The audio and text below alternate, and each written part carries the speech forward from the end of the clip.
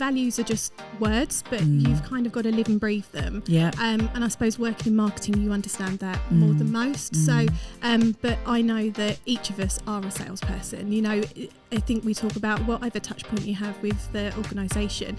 It's about how you're presented and making sure that you convey those values. But I suppose it attracts those people that have those values, but we try and encourage those and making people, I suppose, celebrate success. You know, for me, passionate is got to be one of our biggest one, and I think that comes down to because we are all passionate. You know, we are passionate about our roles, or you know, servicing our customers, or whatever that may be, and I think it's those fundamentals that really shape us. We don't have to talk about them sort of out loud, but they're kind of always there. So knowing you've kind of got that support from sort of caring, and we like to go and have fun as well. So I think that's a good mix of things that sort of attract people, I suppose, to the business and hopefully stay. Hello and welcome again and back to Making It Happen, the podcast by Sims. And I am delighted to be joined on the sofa at Sims HQ by the very lovely Mel. Hi, thank you very much. Hi. An intro. I know, exactly. Well, no, it's really nice to meet you, Mel, because you know you're tell everyone first of all about your role at Sims rather than me tell everybody. Okay, well, I'll try my best. So I'm Mel. I've worked at Sims now for coming into my 15th year in April this year. So again, been here a little bit part of the furniture, but working in the marketing department. So work with a great team. And I've got quite a varied role. It's, as most marketing do, you have to kind of have a number of skills. So I certainly think that we've been able to develop those over the years. So love working with the team, and the department allows us to work with so many other parts of the organisation as well. So what were you doing before you started at Sims? So you look very young to have been here for 15 years. Thank you. No, do you know what? When you come to those milestones, I suddenly realise I'm like, oh gosh, I'm getting older. But you know, I do have kids and married, so I've kind of done a few things in those years. But I went travelling for 6 months and came back from that and was like, what do I want to be doing with my life? And I sort of recalled back on what I think I did business studies at college. Okay. And there was a marketing module that we did, and I think I did it on McDonald's. Good choice. Yeah, I had to make a healthy salad, you know, because that was a thing. You were years ahead.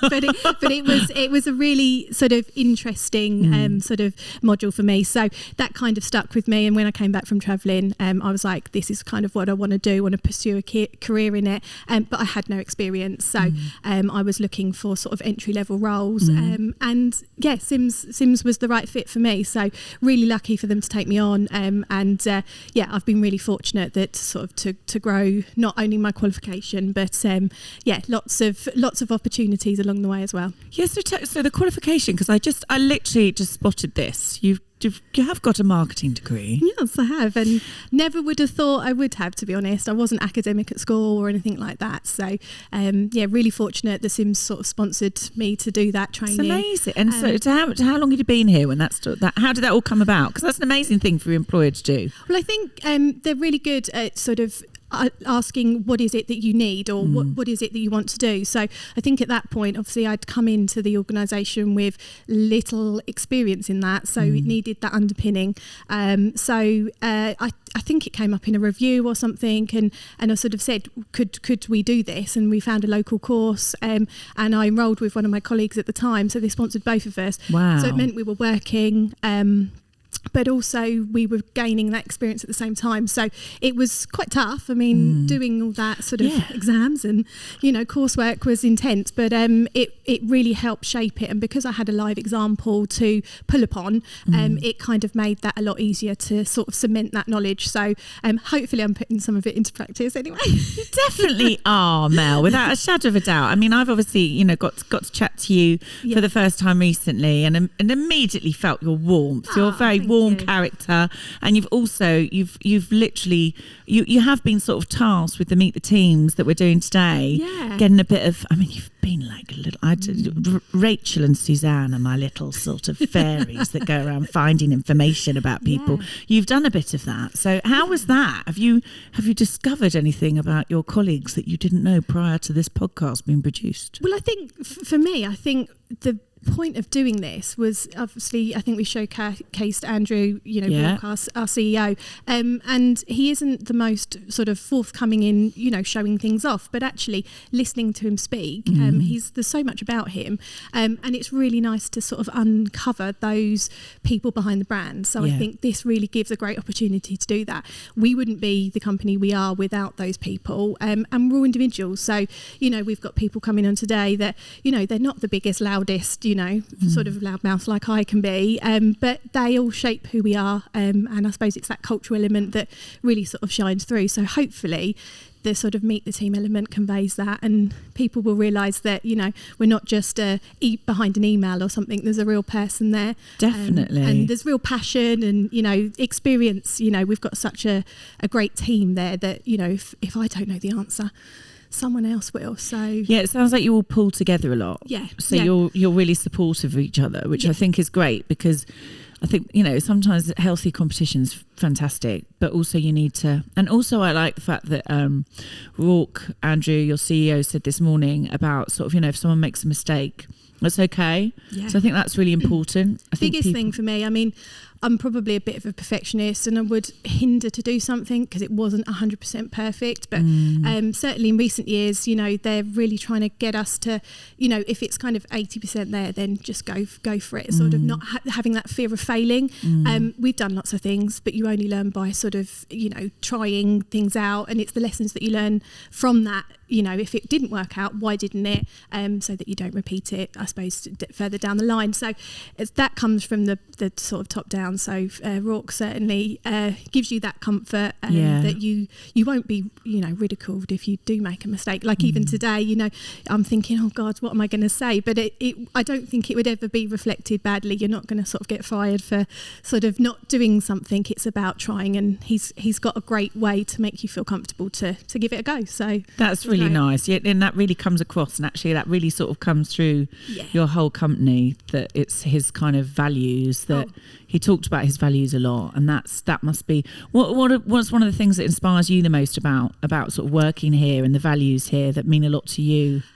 For me, it's the values are just words, but you've kind of got to live and breathe them. Yeah. And I suppose working in marketing, you understand that more than most. So, but I know that each of us are a salesperson. I think we talk about whatever touch point you have with the organisation. It's about how you're presented and making sure that you convey those values. But I suppose it attracts those people that have those values, but we try and encourage those, and making people, I suppose, celebrate success.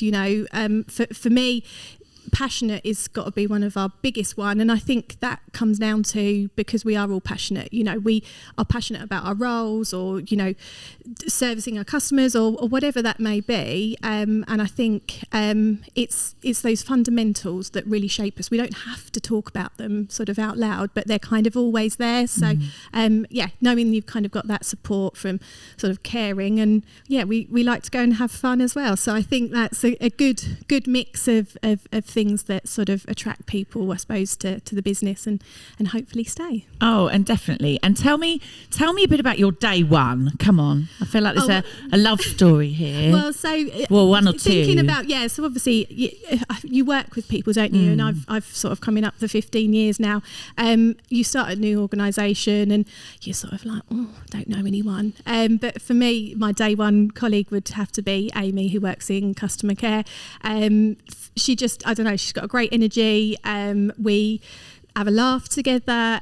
She showed me the ropes way back in the day, she's a great friend of mine. We've gone in to have kids or whatever. We met up when we were on maternity leave and different things like that. So it's so much nicer when you come to work when you've got people you actually get on with. So God, definitely. Makes a huge difference. Definitely. So. And you do all seem like you all get, you are a big family here. You all get on very well. You've all got the same kind of passions. Yeah, that's it. And I think we're all different. I think everybody's got their different interests, but actually when you come together, those sort of group activities or nights out or whatever, actually it's celebrating that. I think we're all different, but it's a great dynamic. I think it's a really great place to be, and I think you can be yourself, so I think it isn't stuffy or anything like that. It's not stuffy. I mean, look, it's very we've got a very posh area. It's a very swish. I've got total sofa envy here. We've missed it, and actually coming in, we haven't been in the office a lot, but coming in today, it's been one of the nicest things. I didn't realise how much I miss sort of being with the people I work with so much, and actually it's there's a great energy around us, and I'm so looking forward to sort of celebrating with my colleagues that we haven't been able to do properly for the longest time. So I know they're all going to need a drink after this as well, aren't they? I mean, we do like a drink, but there's nothing wrong with that. Work hard, play hard. Exactly, yeah. And I think that's a very good ethos. So we definitely we have a good mix, I think. So what would you say one of your favourite memories of working at Sims would be? It could be going out, or it could be a project or something you've done, anything really. What would you say? All of the above? Well, yeah, all of the above. I think obviously being at your company for such a long time, there's been lots of experiences. I suppose the standout for me was the trip to New York for our 20th anniversary, and that was announced in such a surprise. Was it? No one expected it. Came up on the screen with a big apple, like a red apple, and they're like, "Can you guess what we're doing?" And we're like, "No." But to be obviously given the opportunity to do that, never been. That is so cool. Don't get any ideas, my team. Well, you do. Setting the bar high for all other employers out there, Mel. The bar has been set high, but then equally we had a 25th, That's amazing. and that was local, celebrated in London, back in their roots. So I think it's for me, they're the things the foundations that pull us all together. So I think that was the cultural element certainly is about, we've all got to come in, or come into the office. We don't come into the office anymore, but we've all got to work hard, but it's those times when you can relax and you really get to know people, and who they are rather than their role in the company. So I really love those opportunities to do that. We go to the rugby, we've done a lot of varied things. So that's the first time rugby's come up and not football, actually. That's interesting. Yeah, don't ask me about sport. I'm not sport. No, I'm not rugby, not football. But you've got 2 boys, haven't you? I have, yeah. 2. How old are your boys? They are 4 and 7. Goodness me! I mean, I just full on. Mine are 10 and 12, and I'm only just coming through the other side of that. Well, I'm in it. That's how it feels. I mean, lockdown, homeschooling. You've got to love work to come to work when you've got 2 boys that age. You get a hot cup of tea, don't you? So. Exactly. You get a break. You do. And you've got a dog. Yes, yeah, I've got Brody. Yeah, that's right. Yeah, Brody, yeah, so that probably keeps you pretty busy. Yeah, that's it. Yeah, he's my new work colleague when I work from home. So he's a lot quieter than some of the ones that I'm used to working with, but a lot hairier. So. Wow. Okay. Yeah, I can imagine. What was it like though, being working from home? Because you must have been, I imagine, quite involved in keeping the teams together and keeping everyone united and, working remotely. What's that, just, quickly, what was that like? Yeah, I mean, for me personally, it was something that I'd never had chosen to do. So obviously being forced to do it was a bit strange. But we adapted and we just had the right setup at home. We had the connections into the office, we got the correct chair because, a lot of us, I suppose, were suddenly working from a sofa. So I think certainly Claire, our COO, was making sure that your home setup was adequate so that you could do your best work possible. But I mean, like most, overnight our lives sort of were turned upside down. I suddenly had me and my husband at a kitchen table with 2 young kids running around, and one you're having to sort of try and homeschool. So it was quite an intense environment to be in, but having the support there, knowing that your family comes first was great. But then I suppose as an organisation, it's been, how do we keep that cultural? How do we keep people feeling connected and part of the team? Yeah. So we've definitely tried to, wherever possible, they've obviously been virtual, but trying to do sort of activities that keep people motivated and feeling valued. And I think that's been really important and will continue to be. So, we haven't got it all worked out yet, but really excited about that part of my role, that we can listen, understand, and develop what it is that people need to sort of, keep them loving coming to work or from wherever they're working from. So I think, that's a really exciting part. That's great. That is really exciting. And with your Making It Happen podcast, I mean, you're all about making it happen. Well, yeah, it's making it happen. Exactly. But I mean, what are you excited about? Are you excited? Do you know what? I can't tell if you are or not. I'm not quite sure, Mel, if you're excited. It's such a great opportunity. I think for our organisation, to give a platform to the people sort of behind the brand is a great thing to do. And I tell you what, we've got some great expertise in the team. So the future podcasts about coming from vendors and partners and stuff. I think that's going to be really great. So I'm really interested to see sort of how it all pans out. But it's a great opportunity. So it is great, and I think you're all lovely, and you all like being here. And what would you say to anyone sort of listening about? Certainly, it's it's coming across very clear what sort of how connected you all are. But what would you say is one of the things that you are most passionate about working at Sims with? I suppose for me it is that sort of the people. I mean, coming to work and working with the team. I mean, some of the team dynamics have changed and we've had sort of new starters and stuff, but actually it's how then we approach that. So it brings a different dynamic, but actually that's really interesting, and you're learning. So I mean, I never claim to be an expert. So, but it's learning on that sort of job and sort of being able to give things a try, and I think there's a real I suppose you can just go for it. You just believe. Yeah, that's great. It. Yeah, so I mean, goodness me, if any more people did that, it's like you say about making mistakes. I always say fail. It's like first attempt isn't last, because it's not. And if you don't do something, and sometimes we do make mistakes, or you do fail at things, but that's also where your keenest learning is and how you can make things better. Yeah, that's it. And we've got some great sort of training and support programs in place, so it's available to everyone to try and make. I'm coming. Trying to make us the best person we can be. So I mean, we keep training. Oh, well, lovely to talk to you, Mel. Thank you. It's been lovely. Yeah, I'm pleased to have you on this sofa. Thank you. You can go and have a cup of tea now. Yes. Okay. Thank all you. right. No, it's been lovely. You. Cheers.